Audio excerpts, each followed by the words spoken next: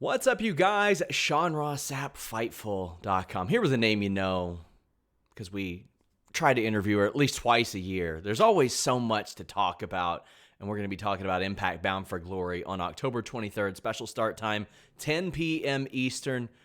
We've got one of the greatest knockouts champions of all time, Deonna Purrazzo. How you doing?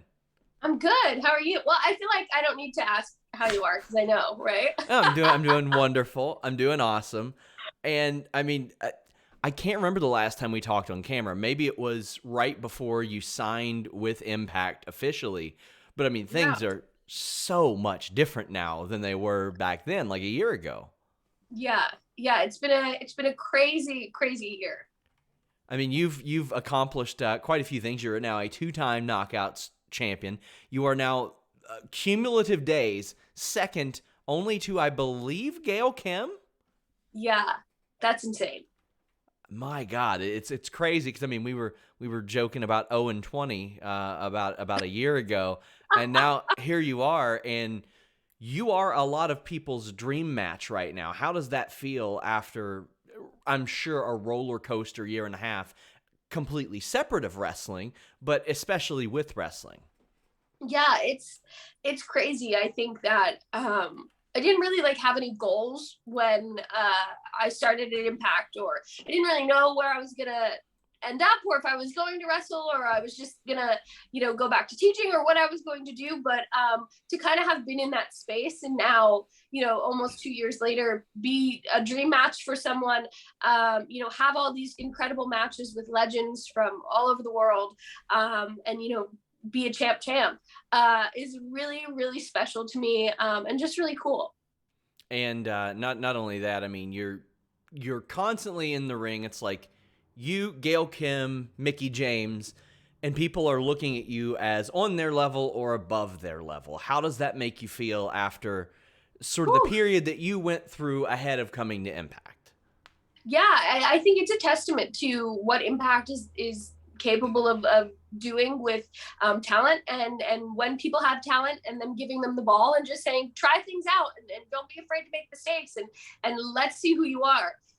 Because the amount of in-ring promos and in-ring time that I've gotten over the last couple months is something that 2 years ago I was terrified of doing. So I think that Impact really just having the confidence in me and working to restore that confidence in myself has made all the difference. So I couldn't be in this position without them saying, just go for it and let's see what happens.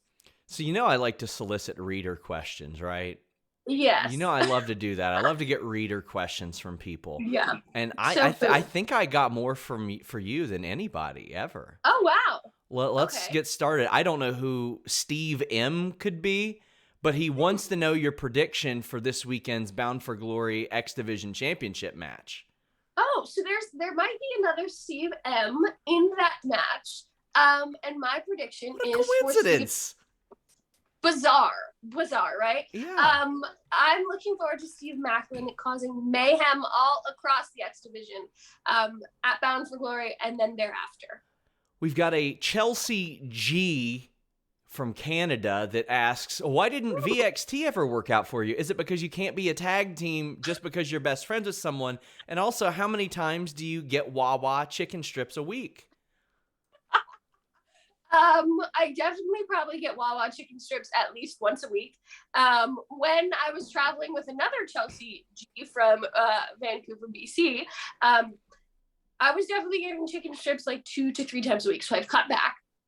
And then, yeah, you can't be a tag team if you're only best friends with the person, and you need tag team continuity. But did you know that training with your partner would not give you continuity? So I mean, yeah, that's why VXT didn't work out. I can't We're wait to too go. good of friends. I can't wait to talk about that more later in this interview. But we have a Shazza from Australia who says, and it's weird that she'd be asking a question about someone with the same name as her. Will you please wrestle Shazza McKenzie? Please and thank you. Please and thank you. I am going to reiterate that. I would love to wrestle a Shazza McKenzie from Australia. You're gonna have to dig a hole to Australia. She ain't never getting out of there. That's the rib. She ain't never getting out of there. And this one from an Uncle Dax says, is she interested in taking over Mexico with FTR? Well, I think you kind of already are, Deonna. I think so. I think that just by me being the Reina de Reinas champion and them being the tag team champions now, we already are. But I would love to get together in Mexico for a AAA show and take over the entire show, but then take over the entire world with FTR. And there's a lot of talks about forbidden doors and all that, and you've already stepped through one in AAA. And yeah. I don't think it's a secret. You and Britt Baker openly discuss possibly teaming together, possibly facing one another. Like, is this something that you all go to higher ups and personally pitch for? Like, hey, can we make this happen? We want it. People want it. Yeah. I know that Britt and I have both done that. Went to Scott, went to Tony, and was like, when can we make this happen? But yeah, I just think it was a matter of time and when it would be right. And that's why I started saying, well, we should just be a tag team, because one of us has to lose the championship if we wrestle each other. But if we wrestle with each other against two other people, maybe at Impact Wrestling, where there's Knockouts tag team champions, we can wrestle the champions and become tag team champions together. So that way it's the best of all worlds. No one is like the loser in that situation. We all win, right? And another one of your friends, Chelsea Green, popped up in Impact. Is that something that you're interested in pursuing with her even? And I'm very interested to learn, if not Chelsea or Britt, then who? Ooh, no, I think it's Chelsea or Britt. I think that... How did I know that'd be your answer? Nobody else. I just feel like those are legit my two real life best friends. They're the people I talk to all day, every single day. So I just think that works. I think that those are the two people that I traveled the country with, that I shared hotel rooms with, that I shared cars with, that, Chelsea lived with me at one point and was training to get back in the ring after she had an injury. So those are people that I've lived this whole life with.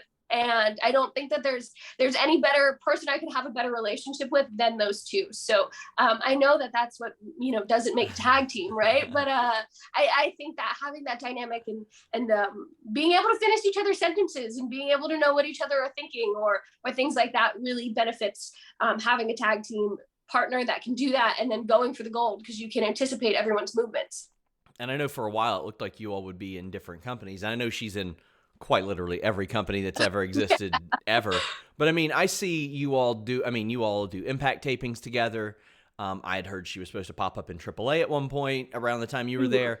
I saw you guys at like a convention this past weekend. I know you all are going to be at WrestleCade. Like, you don't just get to see your best friend in general. Like, when you go to work, you get to hang out with her an awful lot.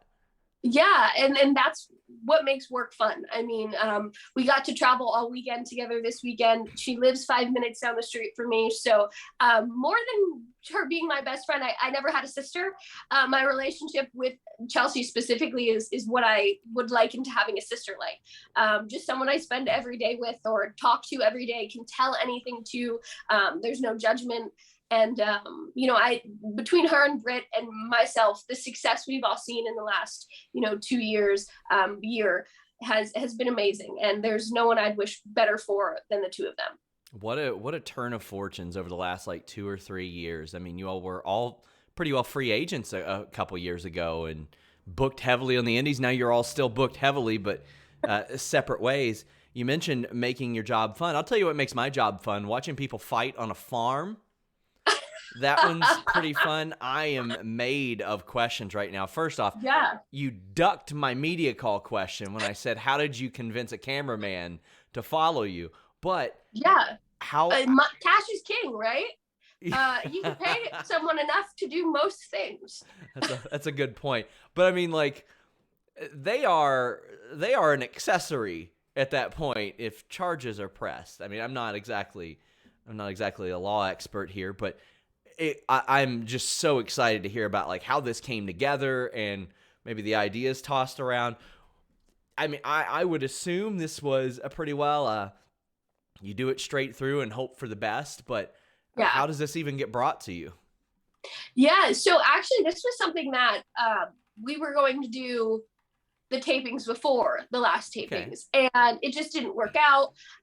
There wasn't enough time to do it. I mean, like, there's only so much crew, and you need to do it while there's a million other things taping and going on. So it didn't work out, 2 months ago, but we were able to get it done, last month at the tapings, and it's just fun because I feel like this story with Mickie is something that I haven't really gotten prior to this. And I haven't necessarily had a long drawn out storyline that I could really sink my teeth into and show a lot of character development, show a lot of range in. So when they said, you're going to, at first it was just going to be like a brawl in her house. Sure. Because it was going to be later at night. And, I just didn't want to be awake until 2 a.m. during taping. So I was like, well, there's this block in between, and can we try to do it during that? And then it just worked out. It was going to be during the day. And we were like, it should be on the farm. And yeah, it's just a one take, pray it all goes well. And there was a lot of different ideas that we had, and there was so much space we could have used. But I think we were able to put the best product out there. And, I've said this a ton too, like, these cinematic type things are really hit or miss. People really love them or they really hate them. And I was really nervous, as I am with most things, going out and seeing the reaction that people were going to have. And the fact that everyone really loved it and was like, oh, hell yeah, like, this is awesome. These ladies are going to kill each other. That was the vibe I really wanted. You literally said you were going to kill her. I said before we started filming, this is my Sopranos moment. This is my breakout actress moment. I'm gonna, be in the revival of Many Saints of Newark, right? But I really wanted that feeling of like this. She's gonna kill her, because that was only gonna help build the pay-per-view match at Bound for Glory even more. So I'm really, really thrilled with the reaction it got, how it's turned out, the story we're telling, and then the ultimate match we're gonna have at Bound for Glory. Have you even bothered to clean the white sneakers yet? I did, actually. Oh, wow. I threw the bodysuit I had on, my jeans, and my white sneakers into just a plastic bag in my suitcase, and I washed them immediately when I got home, and I've worn the sneakers since. See, I've seen like on the TikTok and Instagram that like dirty sneakers, worn out sneakers are like in right now. And I was like, oh my, she could be style queen over that one. Wow. Okay. Well, then I'm style queen, man. So how long did it take you to film this? This is like, and this segment specifically got some of the most buzz I've seen for Impact in quite a while, which is really rad for the pay-per-view. Yeah, maybe we were there for like 2.5 hours. Yeah, it was just a camera guy, a sound guy, and Jimmy Jacob from Creative at Impact. And me and Mickie Steve was there with us, and we just kind of brainstormed, kind of like plotted out where we would be and what the end of each kind of room would be and how we'd make our way through the whole thing. But it was just kind of in and out, get it done, and hope for the best. And you mentioned Steve, like he has really breaking out with some great vignettes, like the one that dropped this past week. Oh my God. Like he's got such a unique, great delivery that quite frankly, 99% of wrestling fans had no idea because he never talked at the place he was last time. Are you all like interacting on a daily basis, giving each other tips, feedback on these promos, these vignettes, all this? Yeah, absolutely.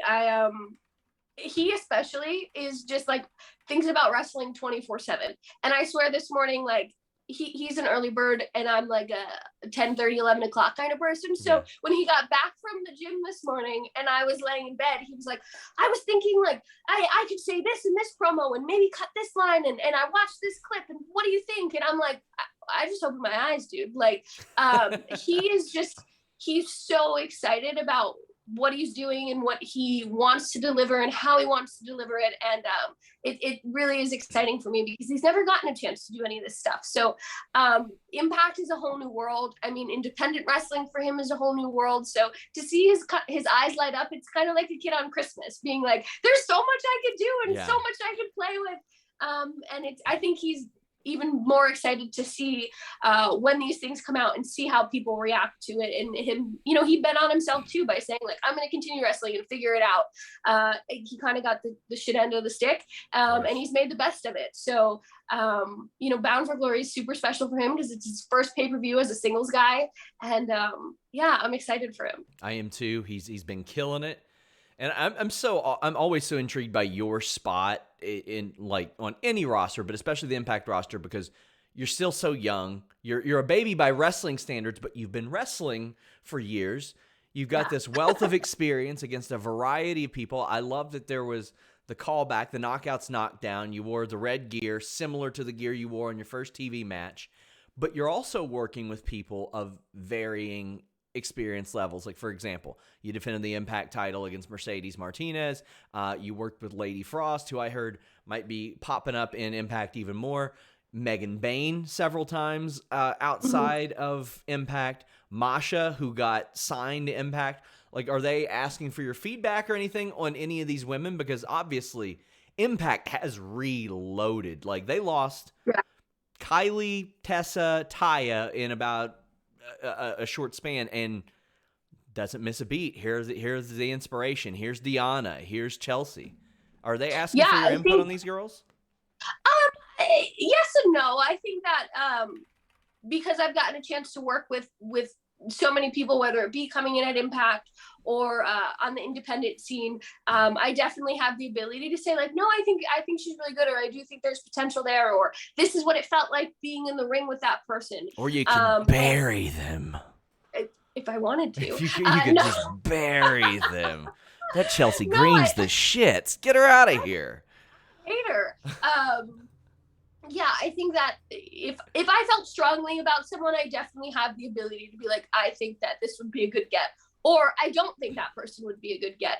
But I think that, you know, Gail, who's in charge of our Knockouts division, we have Madison Rain, who is wrestling, but is also doing stuff behind the scenes.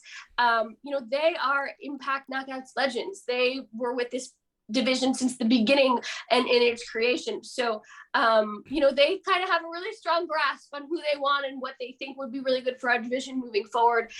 So the rebuilding process, I think, has been easy. I think, you know, and everyone kind of knows the legacy that comes with being a knockout and being the Knockouts champion, but we've really doubled down on that. I think, especially, you know, in the last year, and without, you know, taking advantage of the people being released and having the ability to come in and kind of have flexible schedules and work other places, and has really aided to the growth of our division and just getting it to be back on top as the #1 division in the world. And I mentioned Knockouts Knockdown. I know you're a perfectionist about your work. Like, I can, I think I've even said to you and Britt, I was like, I can tell why you guys are friends, because you all think that like everything you do, you're like, not good enough, not good enough.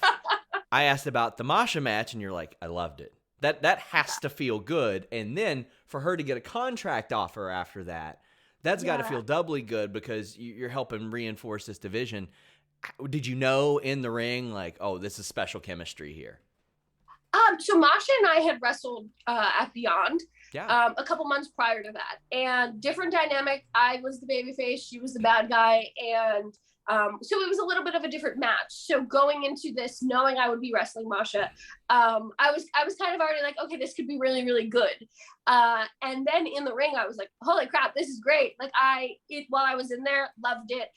It was just kind of easy and flowed. And there's not a lot of people that I can be super technical with or do something like we got to do. So when we started with the test of strength and we held on to each other, things like that, I haven't gotten to do with a lot of people in a long time. So it was really fun for me to really get into that technical aspect of wrestling that maybe doesn't always work with other opponents that I've had at Impact. So I knew it was going to be really different, and hopefully it would stand out on the card.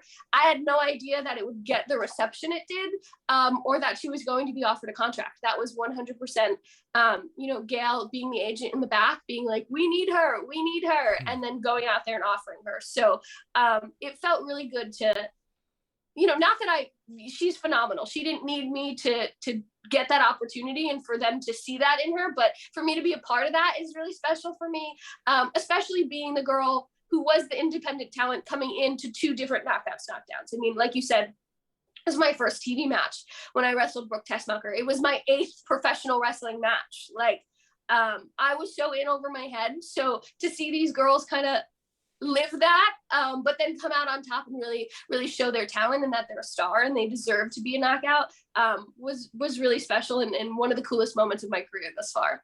Deonna Purrazzo, I could talk to you about wrestling all day, but we'll have to save it for another time. Bound for Glory, October 23rd, Deonna Purrazzo, Mickie James, a dream match for the Impact Knockouts title. She'll also be at WrestleCade in November in Winston-Salem. So go stop by and say hi to Deonna Purrazzo. Deonna, thank you so much. Yeah, thanks for having me. It was nice to talk to you on camera this time. Yes, exactly. Until next time, guys, we're out.